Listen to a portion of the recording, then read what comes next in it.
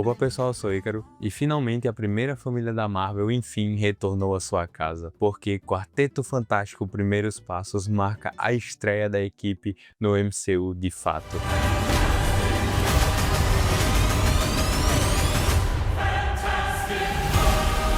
E no vídeo de hoje eu vou comentar a minha opinião sobre esse filme, né, falando que eu gostei, o que eu não gostei, vale ressaltar que vão ter spoilers, então já esteja avisado, mas então já vai deixando de enrolação, já se inscreve aí embaixo, ativa o sininho para receber notificações, sempre que tiver vídeo novo, deixa o like também que ajuda demais o canal a crescer, mas então, é isso né, roda a vinheta.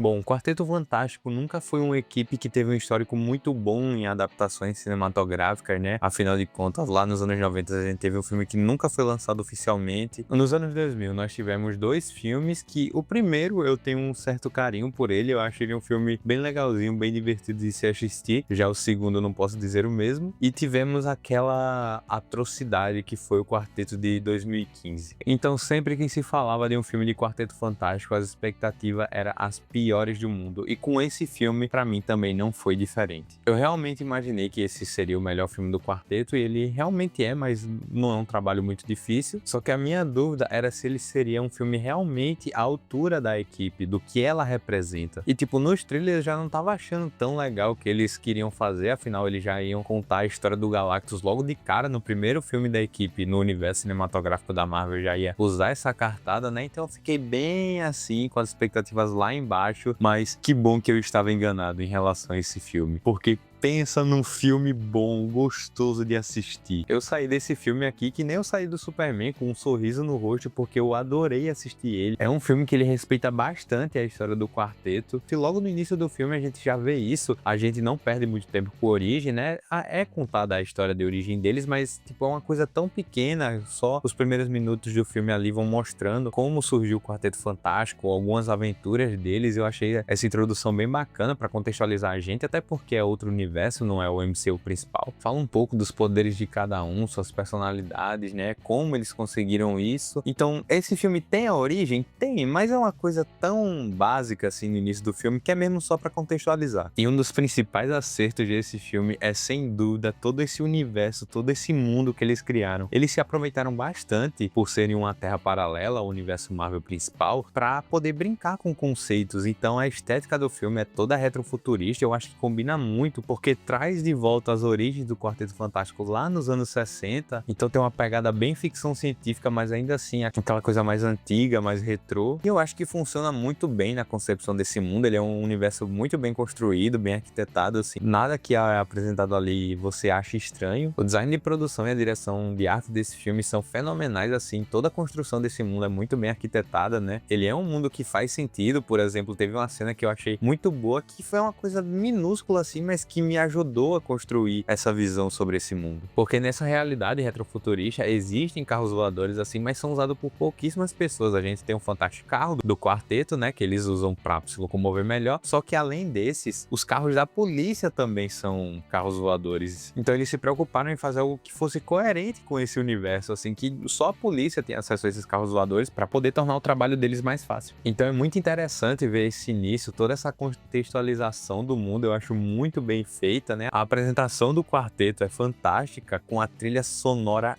épica do Michael Giacchino, porque ele é enervante, ele é clássico. Quando entra aquela ópera dizendo Fantastic Four, eu me arrepiei no cinema inteiro, cara. Mas bom, acho que antes de eu falar separadamente de cada membro do quarteto, eu acho que eu já posso tirar o elefante da sala, né, para falar sobre o grande vilão do filme, que era a grande promessa e a grande responsabilidade que eles teriam que trazer, que foi o Galactus. Pô, eu tenho que dizer que o Galactus desse filme ficou irado. Ele é um vilão imponente que tem uma presença ali, não só pelo tamanho descomunal que ele tem, mas pela própria voz, assim, é muito impactante quando ele aparece a primeira vez no filme. Nós, assim como os personagens, nos sentimos muito pequenos, e isso ajuda demais a criar uma tensão de você ficar desesperado vendo aquilo e não sabendo como lidar, assim como os personagens também não sabem. Inclusive, eles deram uma mudada, deram uma adaptada aqui no personagem no filme, porque o Galactus nos quadrinhos, ele não é um ser maligno, assim, ele é uma entidade que tem muita fome e ele precisa consumir esses planetas. Não é algo que ele gosta, é uma necessidade. Só que tem uma hora do filme aqui que ele fala que vai consumir o planeta Terra de uma forma lenta, enquanto eles assistem, assim, então eu acho que foi uma adaptação bem arriscada, mas eu acho que funcionou. Deixou o vilão ainda mais perigoso, principalmente por causa do plot do filme, que envolve ali o Franklin Richards, né, o filho do Reed da Sue, porque o Galactus, ele vê que a criança ela tem um potencial gigante para substituir ele, né, então ele fica desesperado, quer essa criança a qualquer custo, e isso reforça ainda mais esse sentimento de desespero que os personagens estão passando. O filme também teve toda aquela polêmica do surfista prateado, ou melhor, da surfista prateada. Eles fizeram essa mudança, né, trocaram o Nolan Reed pela Shia LaBeouf, e vendo o filme eu acho que funcionou bastante essa troca, principalmente por conta da história dela envolvendo a origem, né, de como ela se tornou uma surfista prateada, né, que ela se sacrificou para salvar o seu mundo e a sua filha, né, isso é um assunto que vai repercutir bastante ao longo do filme, mas acima de tudo funcionou porque ela é uma personagem que tem uma relação com o Johnny, o Tocha Humana, que de início foi um personagem que eu torci bastante o nariz, porque ele não era mais aquele cara canastrão, engraçado, assim, divertido. Ele ainda tem um pouco dessa pegada, dessa essência, só que ele é um personagem muito mais sério e até bem inteligente pra se falar. Eu gostei da mudança que eles fizeram aqui, deixando ele um pouco mais sério, assim, mas ainda mantendo aquela essência, tanto é que ele meio que se apaixona ali pela surfista prateada. No meio do filme ele até diz que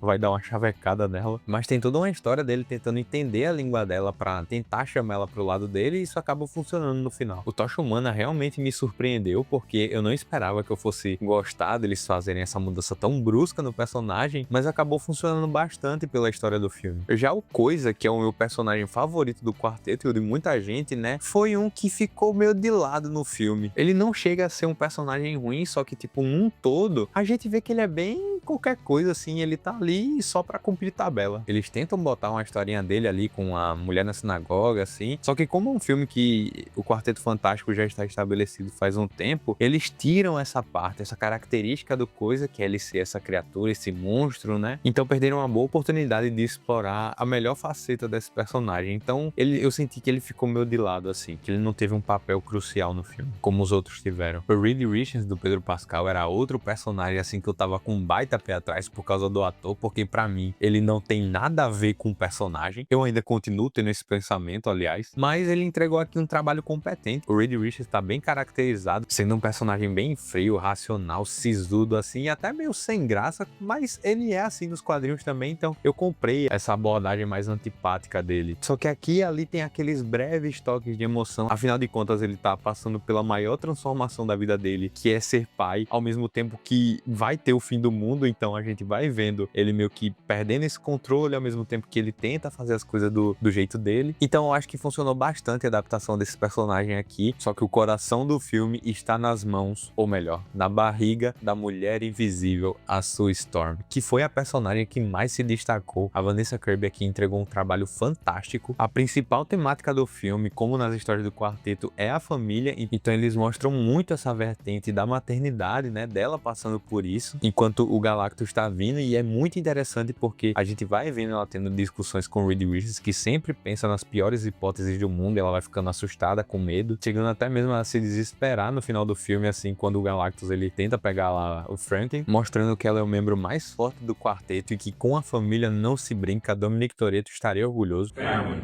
family, family, family. E foi muito legal ver essa abordagem mais familiar envolvendo o quarteto. Ao longo do filme a gente vai vendo várias alusões à paternidade. O Reed Richards ele não entende o filho dele, e ele fala isso tanto no sentido dele ser um pai, como ele não entende a criança, como ela tem esses poderes que só o Galactus vê. Ele fez vários testes e tudo mais. Todos os membros ali têm uma relação muito orgânica entre eles. Eles passam a maior parte do filme juntos, o que impede que eles tenham um desenvolvimento ali mais individual, mas eu não acho isso necessariamente um problema. Afinal de contas a gente tá acompanhando uma equipe mesmo, então pra mim eles têm que brilhar junto mesmo. O filme tem um ritmo muito bom, ele é bem curtinho, tem menos de 2 horas. Eu acho que não tinha necessidade deles estenderem mais, afinal não tem muita história do que contar com a vinda do Galactus, além do que a gente viu. Eu só senti falta de ver um pouquinho mais o quarteto em ação, porque aqui as cenas de ação são basicamente 2 grandes, assim, que eles estão lá no meio do filme. O Franklin tá na cena, eles estão tentando fugir da nave do Galactus, a surfista prateada tá atrás deles. Inclusive toda essa cena na nave do Galactus eu acho uma parada muito legal, é bem sci-fi, ficção científica viajada mesmo, com um design ali me lembrando muito também o que o Jack Kirby fazia com os personagens. Dá pra ver que teve forte influência, as cores desse filme, elas não são tão vivas, só que eu acho que eles conseguiram chegar no meio termo ali pra conversar os universos. O visual do Galactus tá maneirão, eu só deixava ele com o rosto um pouquinho mais vivo. E também tem a cena final, que é o quarteto todinho em Nova York lutando contra o próprio Galactus. As cenas de ação, elas são funcionais,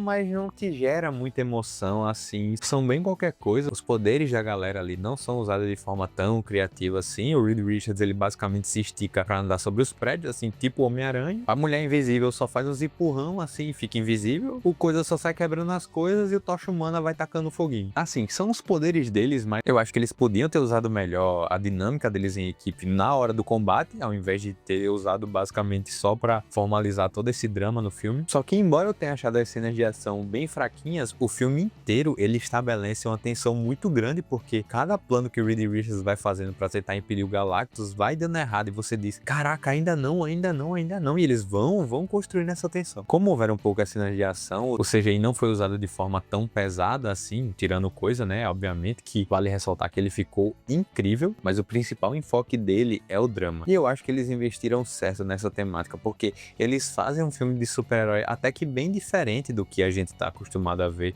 tanto no próprio universo Marvel, porque aqui a gente não tem cenas de ação jogada, elas são pontuais e muito bem usadas na trama. Mesmo que não sejam aquelas grandes cenas assim, mas é algo que funciona e faz sentido. O roteiro conseguiu sustentar bem esses dilemas ao longo da história, né? E eu acho muito interessante como eles usaram o mundo a favor da narrativa, porque esse mundo já é um mundo bem pacífico assim. Eles entram em desespero quando o quarteto revela que não vai entregar o Franklin pro Galactus, né? E aí tem toda uma coisa da opinião pública, mas no final todo mundo se une pra tentar deter o Galactus. Então todo mundo começa a montar as máquinas que o Reed Richards pede, todo mundo começa a economizar energia, até por isso que o Coisa ele fica com barba. E isso é o que não seria comprável no universo Marvel padrão. Afinal de contas, ele é basicamente o nosso mundo com esses super seres aí. Já esse aqui não, ele tem uma identidade e um estilo próprio. E o que é meio decepcionante saber que provavelmente eles vão perder isso quando forem pro universo principal da Marvel. Mas enfim, o que importa é que eles conseguem deter o Galactus. A Suja Prateada se sacrifica pra jogar o Galactus ali num teleporte que o Reed Richards fez e tá todo mundo feliz, tá todo mundo bem. O filme ainda tem 2 pós-créditos. O primeiro pra mim foi muito decepcionante, porque é basicamente o Doutor Destino, né, do Robert Downey Jr., só que nem mostram a cara dele, então nem vale a pena entrar em tantos detalhes. Ele só tá basicamente se interessando no Franklin, né, nos poderes dele pra o que ele tiver que vir ser feito. Já o segundo pós-crédito é uma coisa bem bobinha, assim, a abertura do desenho do Quarteto Fantástico desse universo, já que eles são essas celebridades, eles são tipo os Beatles, e também desnecessário também. Só que o que valeu a pena eu ficar até o final foi ver eles homenageando o Jack Kirby, que foi muito importante para a construção do universo Marvel, né? Ele não tem todo esse reconhecimento que o Stan Lee tem, então foi bem emocionante ver isso, deu para escorrer algumas lágrimas masculinas ali na hora. Mas bom, entrando nas minhas considerações finais, esse foi um filme que eu gostei bastante. Como eu disse, eu tava sem expectativa nenhuma para ele, por conta da maldição do quarteto do cinema, né? Que não tinha uma coisa que era boa de verdade, e também porque vinha dessa leva, dessa saturação dos super-heróis, né? E não parecia que seria uma coisa diferente, e no final foi. É um filme que ele tem uma identidade, ele ainda parece um filme da Marvel, mas ao mesmo tempo não parece. Ele se diferencia bastante do que a gente tá acostumado a ver convencionalmente. É uma aventura fechadinha, então você sai muito satisfeito dele, como se não tivesse que se preocupar com outros filmes, né? Vai ter o Vingadores Doomsday, mas esse filme aqui serviu bem para apresentar essa equipe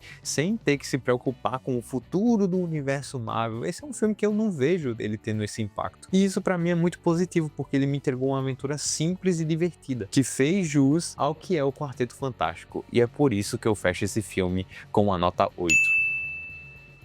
Mas então, agora é a sua vez. Comenta aí embaixo o que você achou do filme, né? Vamos trocar essa ideia aí nos comentários. E não se esquece que eu fiz um vídeo aqui explicando a origem do Quarteto Fantástico. Eu falo desde como eles surgiram nos quadrinhos até as mídias atuais. E pense numa coisa que me deixou feliz, foi ver os 2 filmes de super-heróis dos meses de julho, sendo os 2 muito bons, né? Ainda há discussões para saber qual é o melhor, mas isso eu só vou contar no vídeo do final do ano, sobre essa retrospectiva geral do cinema de 2025. Mas então eu vou ficando por aqui. Valeu, até a próxima aí.